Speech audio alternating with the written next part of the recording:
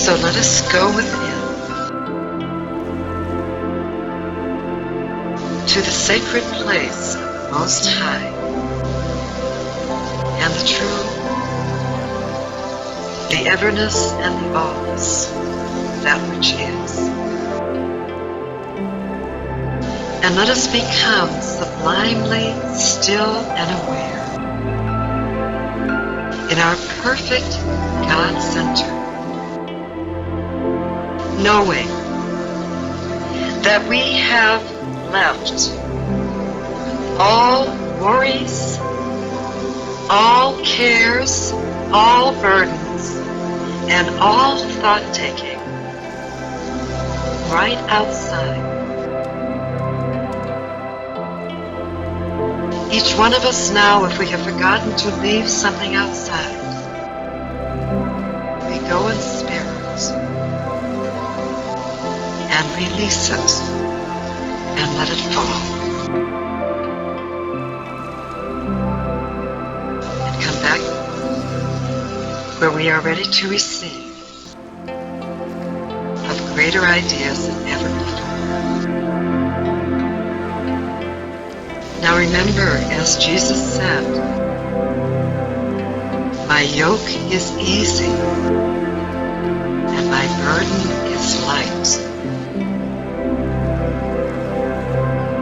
So after each one has deposited all their cares, let us enter fresh, clear, ready.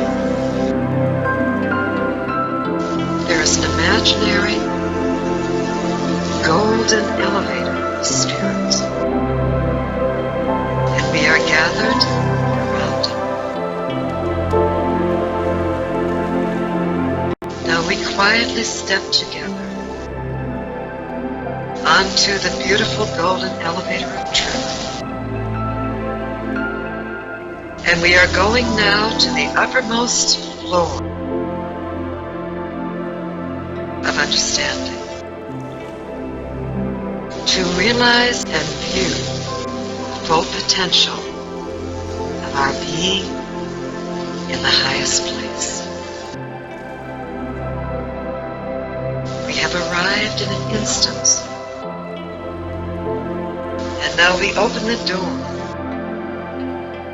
and there before us is a magnificent new city of miracles. We enter the hushed gates and look around. And as we look around, we see the great atmosphere and teeming consciousness of peace, joy, love, and faith that abound. Here is the place where miracles are the norm, and the greatness of creation flows free and magnificently. People in this dimension are wise and evolved. Here in this dimension, we notice there is no laboring. There is only thought flowing successfully, and the entire collective consciousness is unified in harmony and truth. All manifestation, we notice, is instant and carefree. And God is recognized by each and all, and heralded as the one and only source, and all that is ever necessary for the accomplishment of any great thing, for perfect demonstration. Here in this hallowed high place, creative processes are revered, are deeply understood, honored, are used only for the highest and noblest visions and intentions of good. As we watch the flow around us in the city, no one seems to be concerned or competitive or controlling another. All have their minds serene in the worship of the truth. And the great diamond walls of this city keep out and repel the profane, the unbelieving, the unknowing, and only those of faith and love of the divine Spirit may enter. Here we notice, as we look out over the sea of persons, there is no status, no achievement, no history whatsoever that counts with any being, that makes any being more than another. Only faith and knowing and reverence count for the manifestation. And everything moves at a gliding, accelerated pace. Streams of light flowing out. And there is no such a thing known as delay or obstruction. Only my God now, my good now, is known by each and all, and there is never a negative word spoken or entertained. It is not even known what it is. Here, in this territory indeed, thoughts are things. Thus thoughts are carefully chosen with wisdom and joy. Each one has their full, every moment, all the time, and each one is sublimely fulfilled and satisfied. Everyone seems to be involved in the art of embodying within, knowing how to embrace an idea, and each one knows how to expertly clothe their ideas with brilliance, beauty, imagination, creativity, abundance, eloquence, loftiest ideals, freedom, and joy. No one knows I can't. Frustration is unheard of, non-existent. Ideas of no's and impossibles have totally dissolved from consciousness and from the universal vocabulary. Each one seems to be able to create at will the most magnificent creations entire.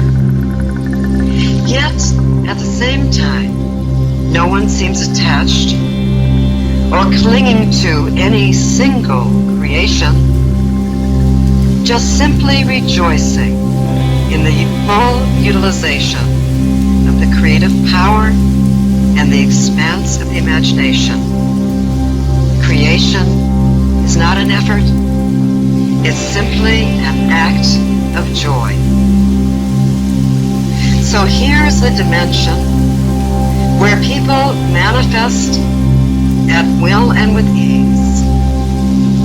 And each thought is filled with love. Each knows their own power and freedom and manifests what they require as they go along, in the moment they require it. There are no limitations. If you want to communicate with someone here, it is easily done with a pure thought. If you want to manifest, there is no resistance, and you do it and it takes place. There is no memory whatsoever of hardship or other worlds, only the pure joy of creation. So as we drink in of this infinite sea, which we know is our promise, we realize to have permanent residence at this level, we must have cleansed ourselves of all restrictive ideas of our ancestors, of history, and collective memories. For indeed, They have no place or power here. We must have only our good idea before us. And we must have faith in ourselves and the invisible with which we work. And we must know God is the thought substance and becomes the form of all things. God always manifests as the good I have named. And God alone is the only doer. We must know our good is dependent upon our conception of good alone, and our faith and trust that there's never a problem with availability of good in the kingdom. There is no shortage, no lack, no good reason to delay anymore, and we notice God, the force itself, is the only spontaneous doer in charge of matching our conceptions with the most perfect manifestations. And we are told and reminded that we must know our authority here and not doubt the authority of our choice and our rights. And we must be emptied. Our minds must be emptied of I shouldn't, or it's too good to be true, or that's not possible. For that does not operate here in the world of instant manifestation. And as we look around, we see no one seems to be depending upon anything or anything. No one has any guilt, shame, blame, remorse.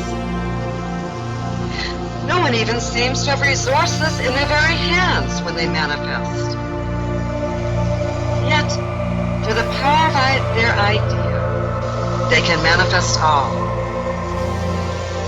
How mysterious and wonderful it is. So, here in this place we remember, manifestation is dependent on consciousness and the idea itself. And this is the key and the password. I have a great idea whose time has come. And it also seems, as we are slowly moving back to the elevator,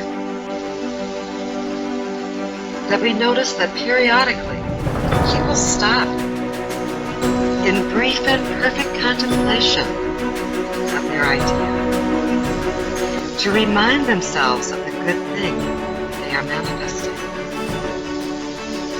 And look how they love their ideas intensely and clothe their ideas with bountiful love. And this very action instantly serves to atomize the idea and lower it into form. In an unbroken stream of connection, they swirl that love around their idea, and the idea gets brighter and brighter and more luminous, more and more vivid, and moves over into the manifest plane. So this is the power they use. Notice, this is the power we shall use, and it is all we need. Our loving an idea brings it through. We have the tool. Our staying with an idea brings it through. So having observed in great appreciation this beautiful dimension of miracles and wondrous life, let us withdraw now quietly back into the elevator, each one remembering what we have gained. And now, let us breathe and shoot down the elevator, returning, stepping out, and let us speak of what we have seen.